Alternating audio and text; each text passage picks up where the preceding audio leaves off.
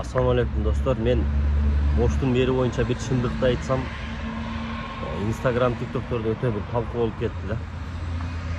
Анан ал силерге дагы айтып коеюн да, Оштун мэри кандай начар адам экенинчи.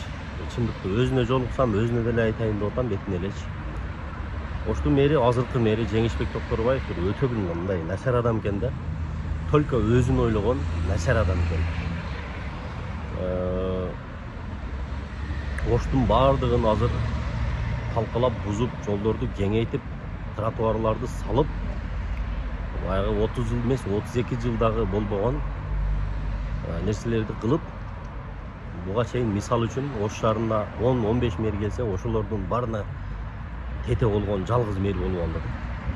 Анан өзүн ойлоп, ушундай бир эгоист киши экен да.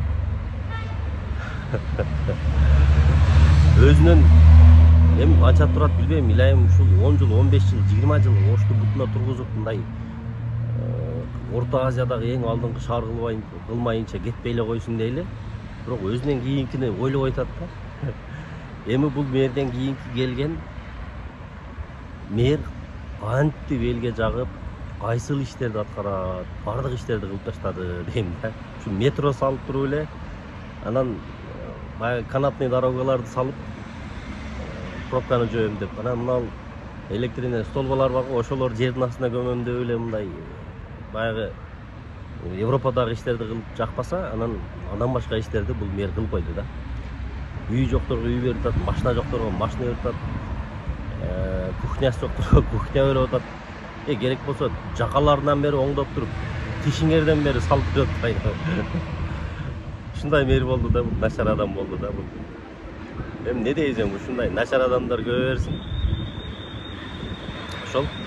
Атак Ошто азыр бардык нерсе жакшы, сонун кетип атат. Биз айта тургандай эч нерсе калбай атат. Оштун кычык жолдорунан бери асфальт төшөлүп, чоңоюп атат.